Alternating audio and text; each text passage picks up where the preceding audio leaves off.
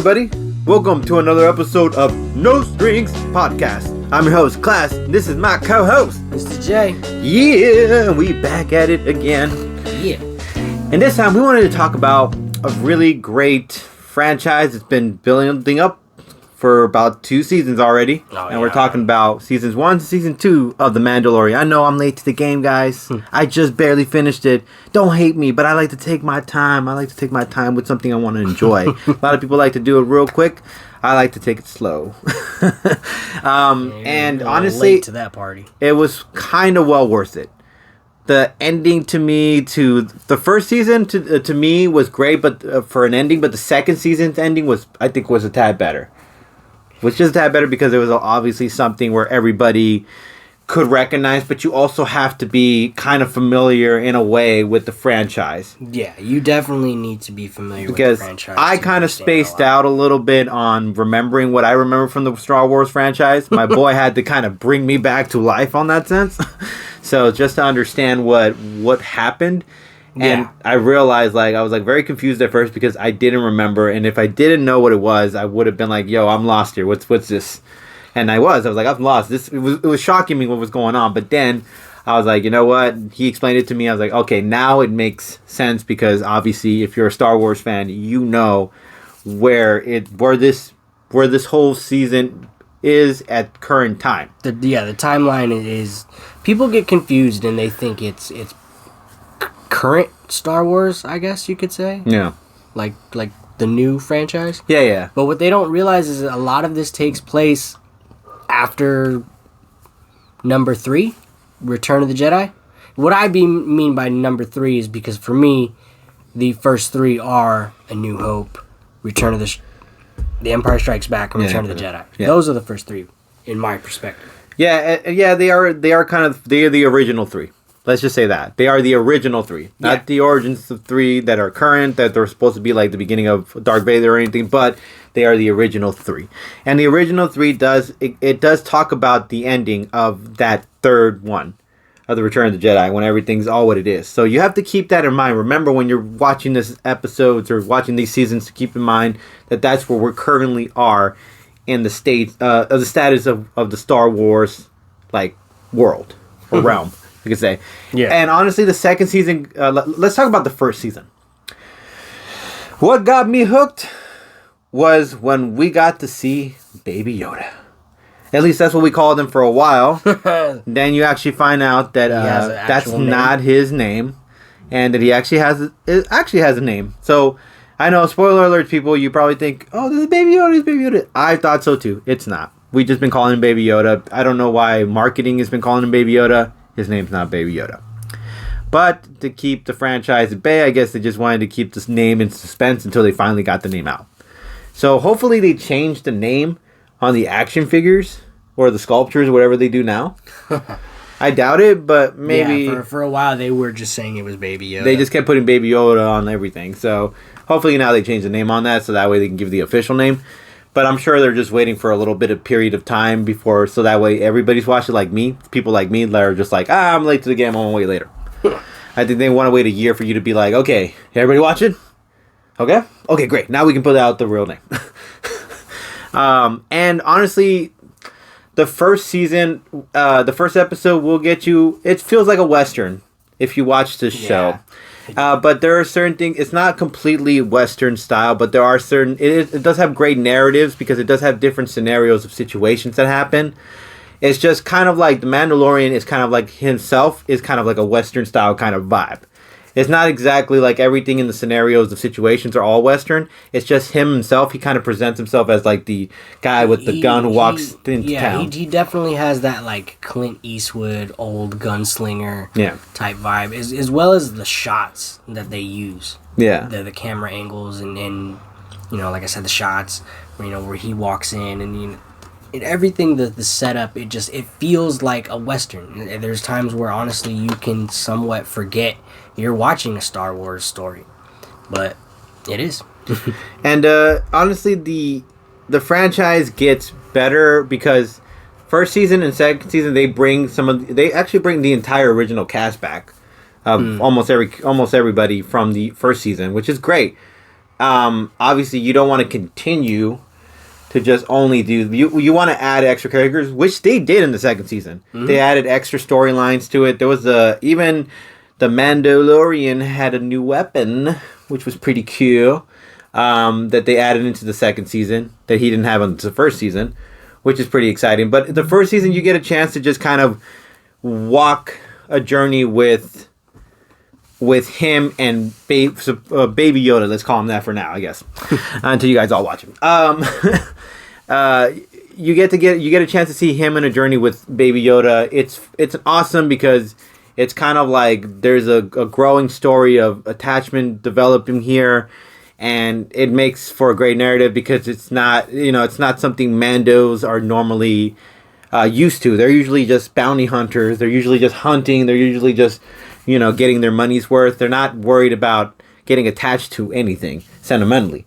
And this is where they kind of change the story narrative, where they give one Mando the chance to kind of change his heart when he meets this interesting creature, which is Baby Yoda. Mm. In the first season, you get a lot of great character development from different people, and it's and everybody there is fun. In the second season, you get to see some of these people again. They're awesome. The last 2 episodes from the second season, I gotta say, are pretty stellar. They were pretty damn stellar. There was moments in the last episode where I felt like Mando's ticket is punched. They like to make it close to the chest kind of situation, and it was really good. And of course, in the second season, because remember the first season, you got to see a lot of great characters from the original Star Wars universe. I don't know the name of all those characters. What do you call those little things with the hoodies that talk forget the name. The Jabberwockies? The Jawas. The Jawas, yeah. Oh, sorry, Jabberwockies are the break dancers or something. The Jawas are so you get to meet those. You get to see those again. You got to see some original equipment. Like there was this I don't remember the name of those things that have legs and they're so big. It's and it has guns. I forget the name of the Imperial Walker. Yeah, the Imperial Walkers. They brought that back into the seasons, and that was pretty fun because it was we got and it's now you get to see it in a more better version than the original. Like now it's more CGI perfected than it was before. Obviously, you remember what George Lucas had to work with back in the day. He did his best. Yeah. And he brought us a hell of a story.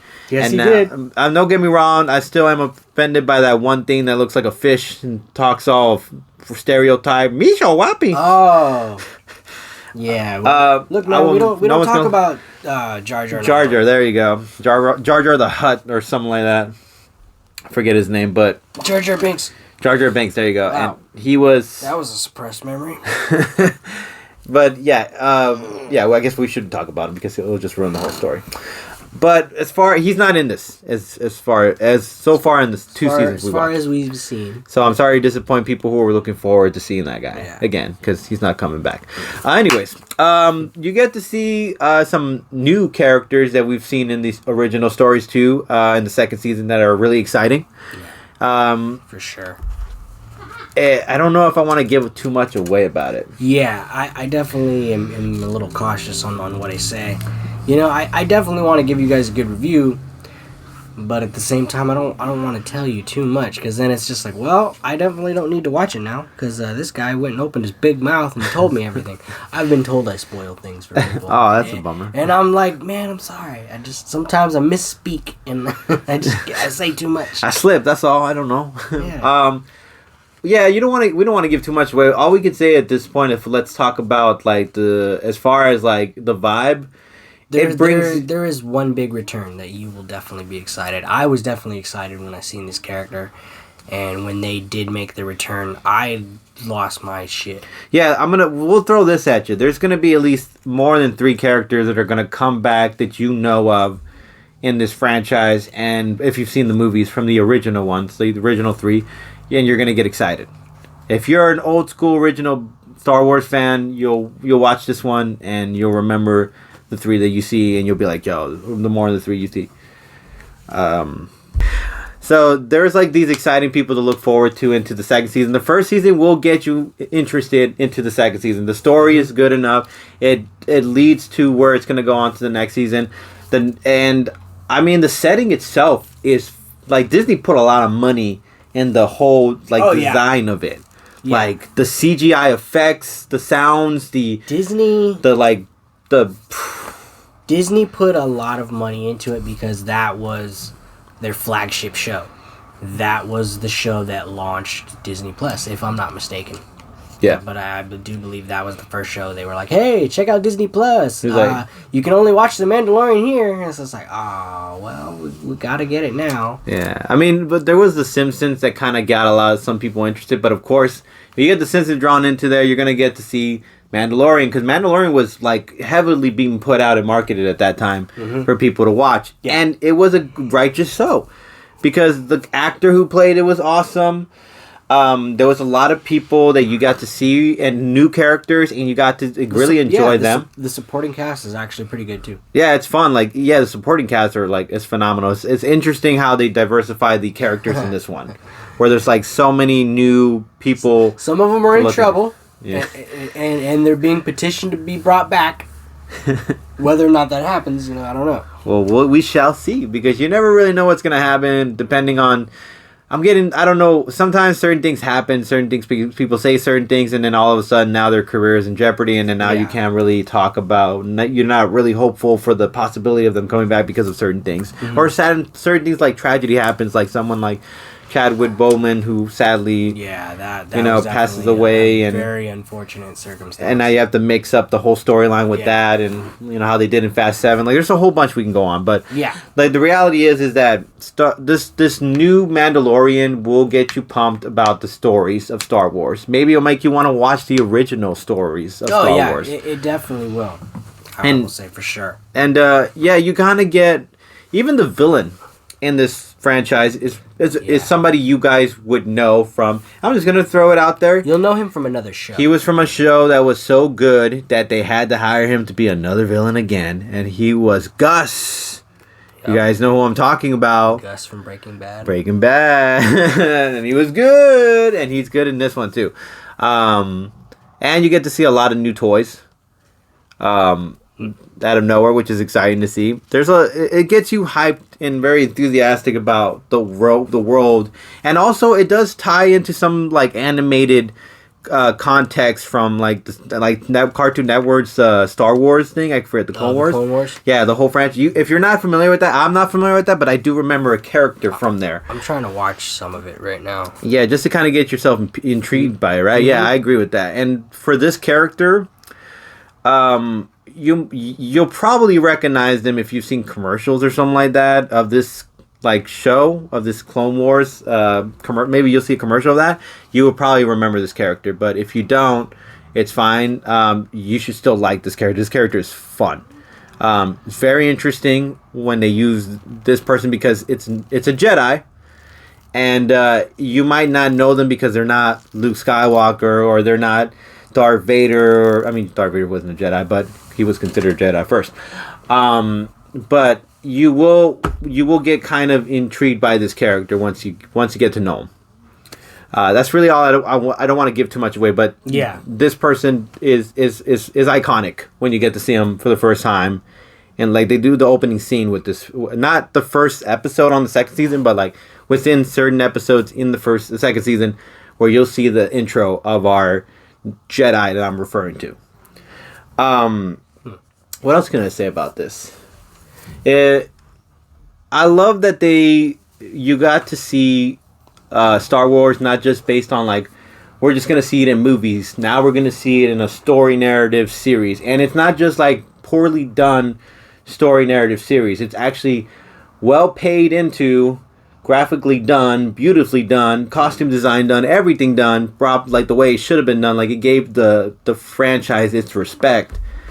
And now it gives you a reason to kind of look hopeful for the future of Star Wars. Jon Favreau definitely put his heart and soul into this. Yeah, and if you guys don't know, Jon Favreau is just the underdog in almost everything he does. Like Iron Man, that was an underdog. He directed that. He was the guy who got.